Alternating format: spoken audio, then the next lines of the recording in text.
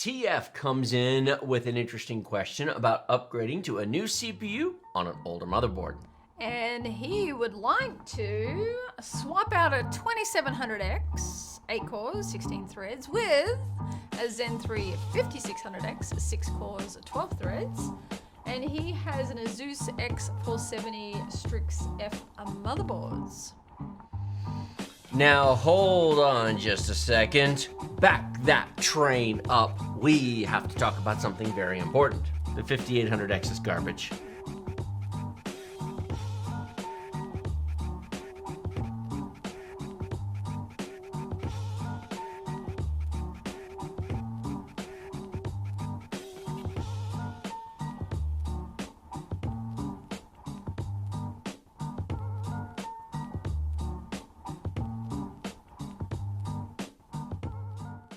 It's one side very quickly overruns the other, or everybody's having a pretty awful day. Oh no, I'm on fire. Yikes, put it out. Thankfully, there's a V key.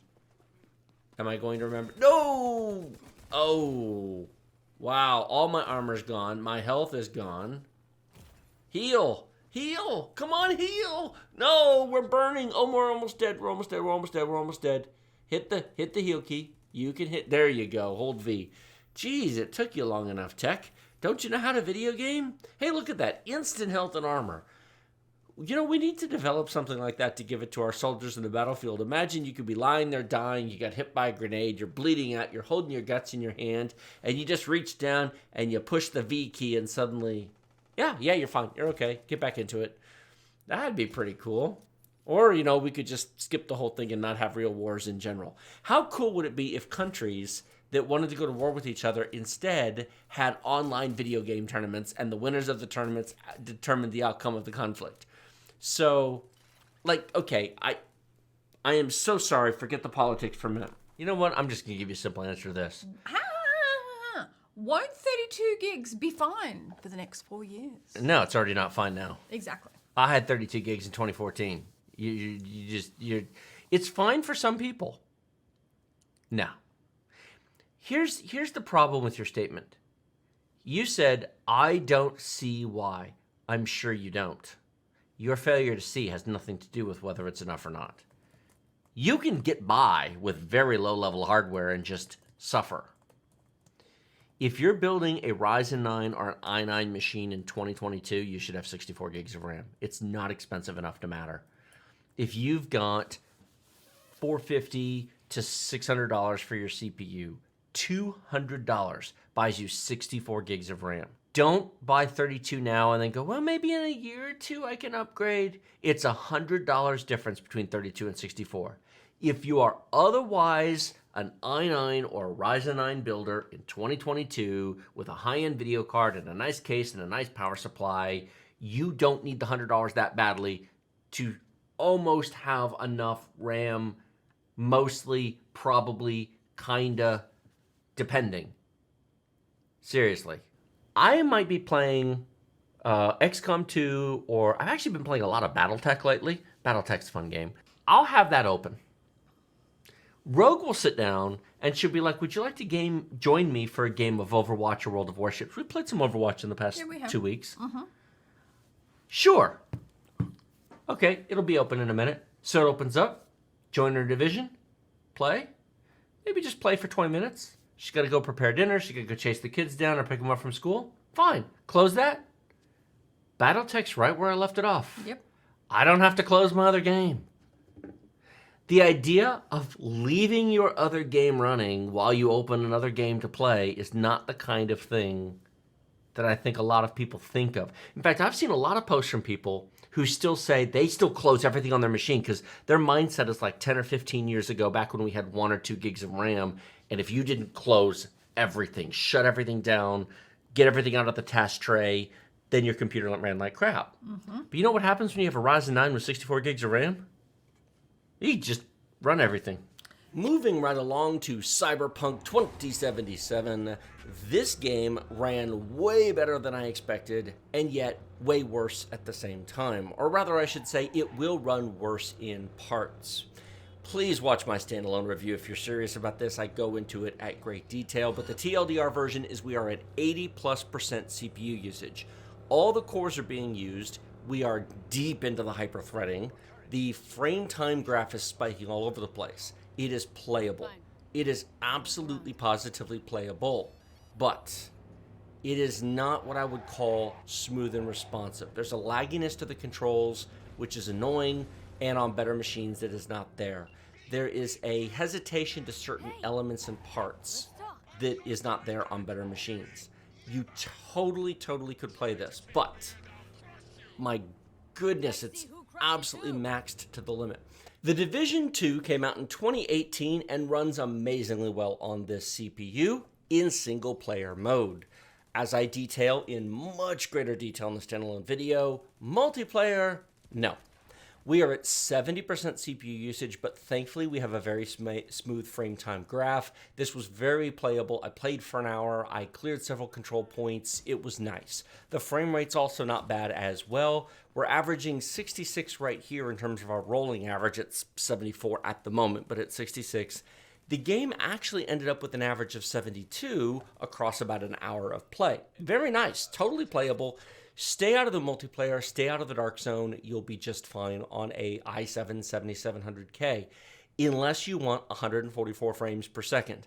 If you do have a high refresh rate monitor and you do want higher frame rates, a better and faster CPU is the only way to do it. Thankfully, this game is very well optimized for multiple cores. If you've got an 8, 12, or yes, even 16-core CPU, it will use them all to give you a higher, smoother frame rate, especially in heavy encounters. Oh, you know my other favorite comment people make? No game uses 16 cores. Oh, yeah, that one.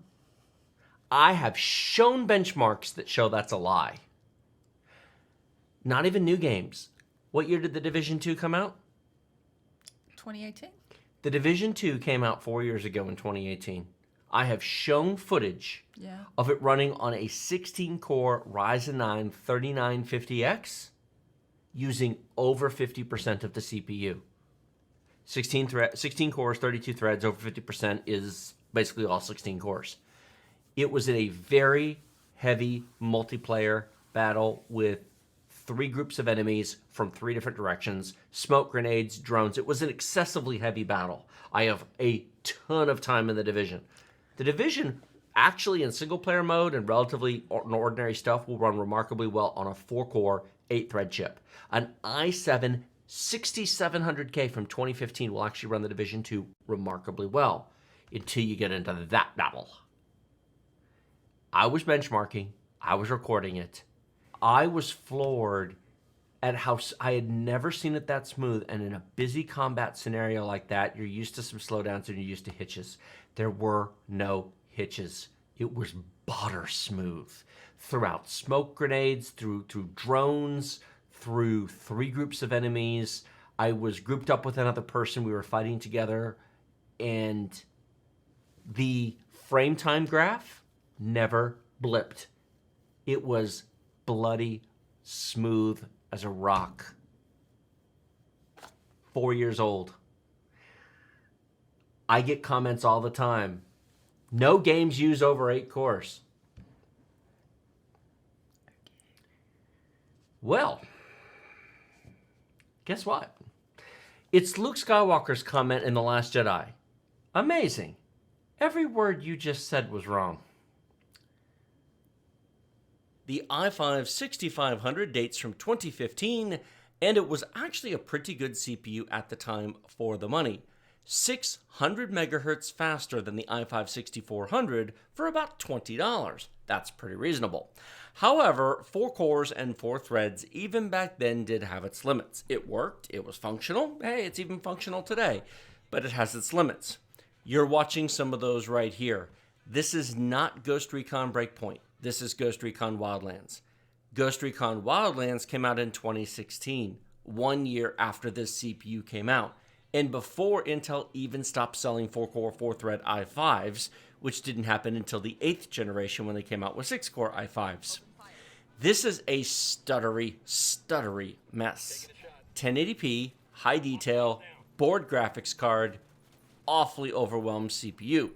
However, I am going to show you later on when more has been buffered to main system RAM and the performance does smooth out.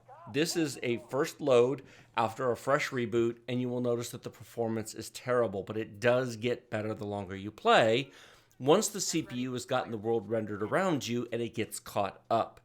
This delay doesn't happen on a faster CPU, especially one with either higher clock speed, more cores, definitely more threads. An i7 7700K would make a world of difference here because it would get the surrounding open world loaded into system memory much more quickly. We are severely CPU bottlenecked here. Now, the graphics card does at times pop up to 70 to 80%. You can see 74% just popped up on the screen. Do not be mistaken. Because the clock speed is coming down into the 700 to 800 megahertz range at times, we just saw it hit 800 megahertz a second ago. There's 800 and change there. What's happening is that the graphics card is throttling its clock speed rather than throttling its usage. Now, this makes it very, very efficient. Take a look at the power consumption of the graphics card. We're pulling 35 watts on average from the graphics card. This is a graphics card that has an 8-pin PCI Express power connector, and it's pulling 35 watts. It is absolutely 100% deeply CPU bottlenecked. The i5-6500 may very well run this game in a playable state. It may very well function, but it is absolutely the reason this game is both choppy and not running any faster. And this is something that I know I repeat myself a lot, and I know some of you are going to say, dude, you said this in 2 other videos. I know, but here's the evidence. To everybody who says, but come on, man, 4-core chips still play games just fine. Yes, they do. I mean, look at the results. It's playable. I played this game. In fact, I played this game for almost an hour. It is totally playable, but it's rough. It's choppy and it's rough and it stutters. It's not great. You can, but my word, this was not what I would call a great experience. It is a compromise in every sense of the word compromise. Moving along to another part of the battle, we are in a helicopter and we are assaulting a base. The performance here actually went down and got worse, even though it had gotten better earlier, and the reason for that is we're flying and there is a lot of enemies here. Take a look at our frame time graph. This shows us the real-time smoothness, or lack thereof, of the performance of this game. We're dipping down into the 30s with a 1% low that gets even worse than that, and you'll notice that the graphics card continues to be deeply throttled. I upgraded from 32 to 64, and it wasn't until then I realized Warzone wasn't smooth. People say, my game runs fine. No, it doesn't. I've seen people argue that Warzone runs fine on their 4-core, 4-thread i5. No, it doesn't. Well, I play it. Yeah, you haven't seen smooth. How much CPU that you need is an interesting topic. Now, we've made many videos about this. We've made many bite-sized texts about this. It's been an ongoing conversation over the months. I do want to clarify something before I show this comment here on the screen. And that is how much CPU, how much GPU, how much tool you need depends upon the job you're doing. I'm going to give you a really simple analogy. Okay, go. If you want to make a couple of small holes in your backyard to put a couple of flowers from the local nursery in, you might need a small spade or a small shovel. Right. A backhoe would be a little ridiculous. If you want to put a pool in your backyard, an in-ground pool, a little spade or shovel is not going to do anything. You need to go get a backhoe. So it's the right tool for the job. Correct. The truth of the matter is a 4-core, 8-thread i3 10100 actually would meet a lot of users' needs. There are some people out there who only play League of Legends, they only play CSGO, they only play Rainbow Six Siege, they only play Fortnite. And honestly, while more computer is always nice, an i3 10100 will kind of do all of that pretty well, with Fortnite being the only questionable one because they keep bloating the game. But at least the game as it existed 2 years ago ran just fine on that. It's gotten a bit bloated. But the thing is, there's tons of people to whom 4 cores is all you need. True.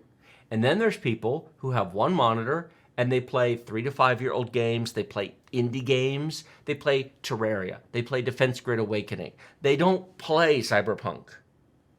You know what? 6 cores is in fact all that person needs for gaming. You don't need more. And then there's people who want to play Assassin's Creed Valhalla, Battlefield 2042, Call of Duty, Cyberpunk, etc. there's a limit to how much you should buy. I mean, a Threadripper is overkill, but Ryzen 9s and i9s are not dumb. They're not a waste, and they will get used. And I think that level of nuance is often lost. Well, it's not only the game, but it's also the monitor that you're running. Because a 4K 144 hertz monitor is going to need more than a 1080p 60 hertz monitor. Sure, and I would hope somebody with a 4K monitor is not on 4 cores. You would think those two. But you know what? I constantly see people every day. I see people who put an RTX 3090 on a Ryzen 5 3600X. I've lost track of the number of people who, well, but the cores don't matter. I'm playing at 4K. Yeah, dude, replace your CPU. You'll discover you're wrong. Well, yeah, but my graphics card utilization says it's at 100%, so more CPU won't help me. I'm sure you think so. You'd be wrong. Well, how do you know? Because I've used them all, and you haven't, and you'd be wrong. But the benchmark graphs, you know what? Not everything on a computer is about an FPS chart. Not everything is about your average FPS. Not everything is about what score you get when you run a built-in benchmark. Because the more graphics card you have, the more CPU you need to keep it fed. If he had a GTX 1060 from 5 years ago, he would see less difference. So it doesn't mean he would see no difference, but he'd see less difference. So the nicer graphics card you have, definitely the better CPU, which is why people who put those on Ryzen 5 3600s are just, they don't know what they're missing. And of course, I also see comments from people who have that, and they go, but it's fine. Relative to what? Well, it plays my game. Sure. But so would less graphics card and everything else. That's like saying 1080p is fine, 1440p is unnecessary, or 720p is fine, 1080p is unnecessary, or standard def television is fine, high def TV is unnecessary, or just turning my fan on is fine, I don't need air conditioning when you live in Texas in the summer. I mean, yes, people lived in Texas before air conditioning existed. They didn't do anything in the middle of the day because you couldn't. It was too hot. I see people throw out fine. Now, if you have a 1060, if you have an RX 580, if you're very budget limited, if you have an older CPU, if you have an older GPU and you have no money to upgrade, fine, you have to live with it.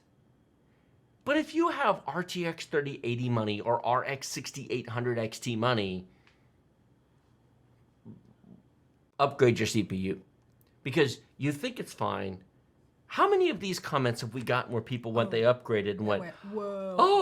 Oh, that's what they were talking about. I was just about to say, we have hundreds, thousands almost, over the last probably, 8 weeks, 12 weeks? This comment is a very common comment. It's like, I upgraded. I was like, holy hell, that's better. Why didn't anybody tell me? We have been. Upgrade already. And a lot of people will comment, their games do not run any faster. But their everything average frame rate else is better. Well, and the smoothness and the stutters are gone. Yep. The input lag is gone. The machine is extremely responsive. And there's no chart that will show that to you. Nope. Henry comes in with a question regarding upgrading his computer, and he wants to know. He wants to know about switching from a 5600X to a 5800X, but there's more. He said that a 5900X is now an option. He also has a 3070 with 32 gigs of RAM. And he wants to know, should he do that? Let me translate for everybody out there who missed what that said. Henry had previously asked us if he should upgrade from a Ryzen 5 5600X 6-core 12-thread chip to a Ryzen 7 5800X 8-core 16-thread chip. And I told him no because he was quote-unquote married to the 5600X in the sense you've spent the money on it, it's installed, it's working. Would I have bought it? No, but you did, and that's fine. It's not a bad chip, it just is what it is. And I don't think that the increment, if you're going to spend $150 more, you're going to spend $450 or even $425, depending on what they're costing at the moment. You're going to buy an 8-core chip just to rip out a 6-core chip that the same generation, that the same instructions per clock cycle, the same basic clock speed. The 5800X might be 100 megahertz faster, but they're basically the same chip. Mm-hmm. The incremental improvement there is very small. For example, the total cache on the chip, there's more to a CPU than just the cores. In the case of the Ryzen chips, a Ryzen 5 5600X has 35 megabytes of on-chip cache. It does. A Ryzen 7 5800X has 36 megabytes of cache. I know, there's so much to memorize. 5900X has 70. Right. And so going from a 5600X to a 5800X goes from 35 to 36. That's nothing. But a Ryzen 9 5900X goes from 35 to 70 megabytes of on-chip cache. 70 megabytes of on-chip cache is going to help in ways. In fact, AMD did a demonstration at Computex a couple weeks ago showing an average of a 15% improvement by simply adding a bunch more level 3 cache to their existing CPUs. It makes a difference in places you wouldn't expect. 70 megabytes of on-chip cache versus 35. Sometimes it won't matter, but sometimes it will. And if you're multitasking, or if it's one of those things that you don't think you need until you get it. And then you're like, but he'll also go from 6 cores to 12 cores. That's the other thing. I mean, going from 6 cores to 8 cores is a 25% improvement, or 33% depending on how you do the math. Going from 6 to 12 is a 100% improvement. Here's the kicker. A Ryzen 9 5900X is $599. $549. It's only $100 more MSRP over a 5800X. Frankly, the only Ryzen CPUs that make any sense at the moment are Ryzen 9. Ryzen 5 5600X is stupid because of the price. It's a great chip. If it was $199, I would be screaming its virtues from the mountaintop. At $199, a Ryzen 5 5600X is bloody awesome. At $299, a Ryzen 7 5800X would be bloody awesome. Yep. I would be screaming its virtues from a mountaintop. At $450, it's just dumb. For $550, a Ryzen 9 5900X 12-core 24-thread chip with 70 megabytes of on-chip cache has a lot more future in front of it for not that much more money and makes a lot more sense. But we've been saying that since it launched. Why people don't hear that is beyond me. It's not that hard to see. So to answer his question, his no is now a yes. What she said. That's what she said. Yes. Absolutely. I would do that upgrade. PSA to all of you who think that the 5600X for $300 is a good deal. It is a 6-core chip. $300 for 6 cores at the end of 2020? No. Honey, how much have I promoted the i5 10600K? Not much. Okay, it's not a deal. No.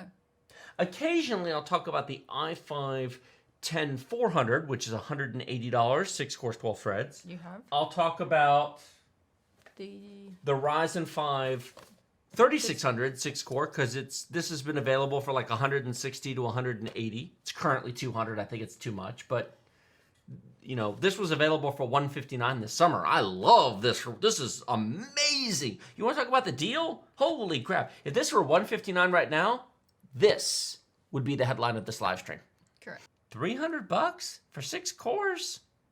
Not when you can get... Sure, in 2017. X-Core. X-Key Score. Welcome to Deal Nation, mate.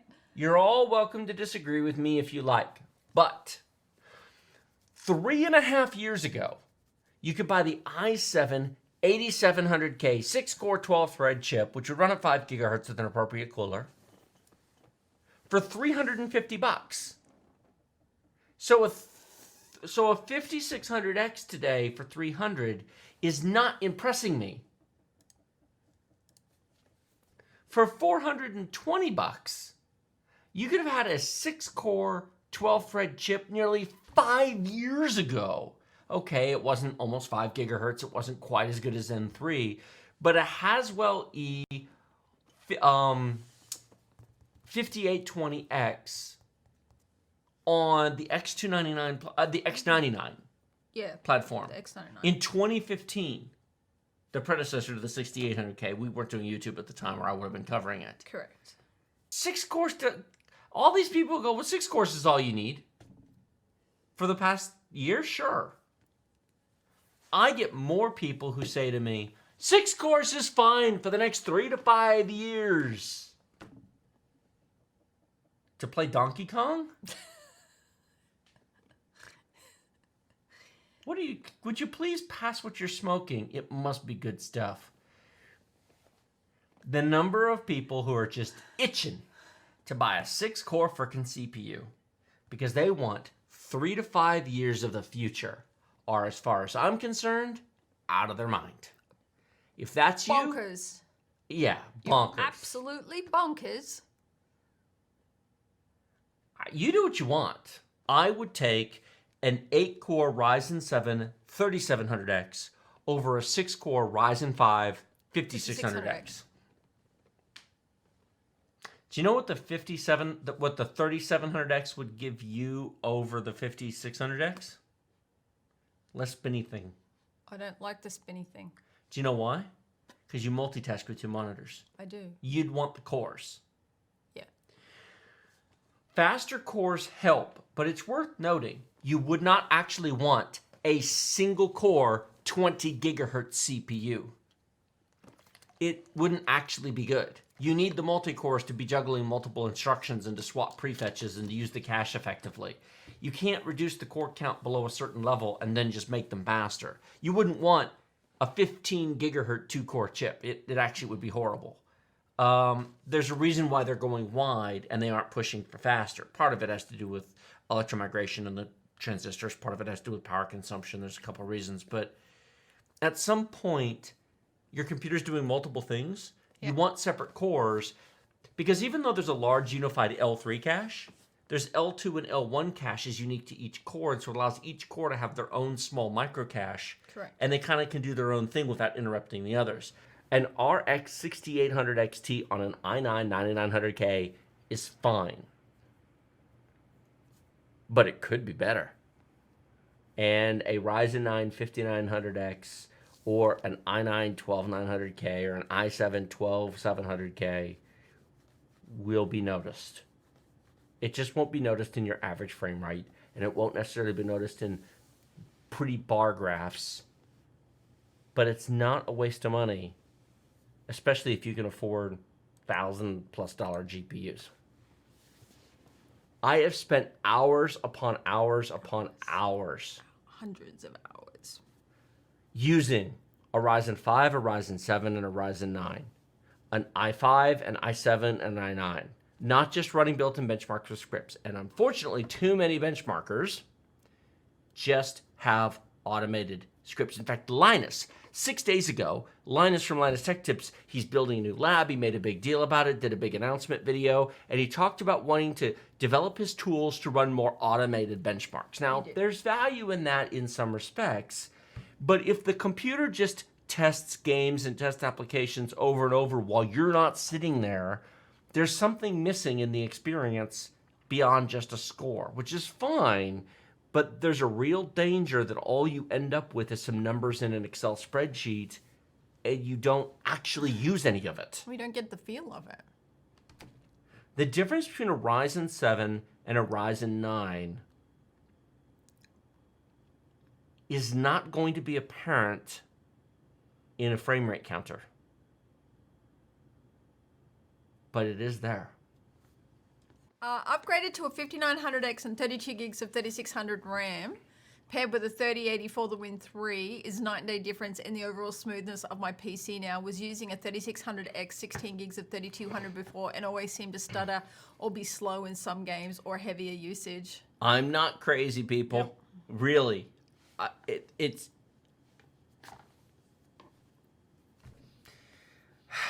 I want to get the Verizon guy on the phone and go, Can you hear me now?